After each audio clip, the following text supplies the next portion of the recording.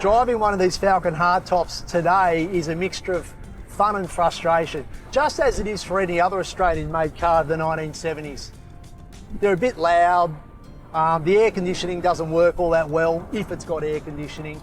They're a little bit loose, the steering doesn't have much precision at all, and it doesn't take too long to make the brakes go away. All which makes you respect even more the efforts of the racing drivers and the racing teams back in the 1970s.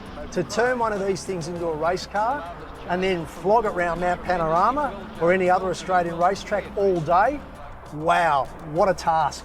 These V8 engines of the 1970s, whether it's Ford, whether it's Holden, whether it's Chrysler, they last just about ever with proper care.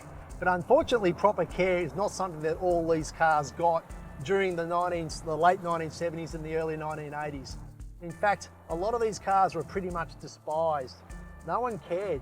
These days, however, a lot of people want one, and that's brought values back up. These cars are now worth finding, they're worth restoring, and a good one, such as what we're driving today, is worth well over $100,000.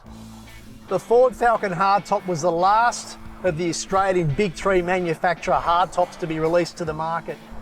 It followed the Valiant Charger and the Holden Monaro to market and arrived in August 1972. The reality is, Australian buyers didn't follow their cousins in America by buying lots of these two-doors.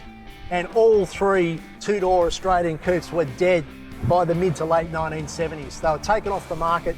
They simply didn't sell, which is a bit of a shame.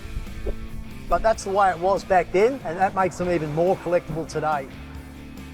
So, that's the John Goss Special Ford Falcon Hardtop.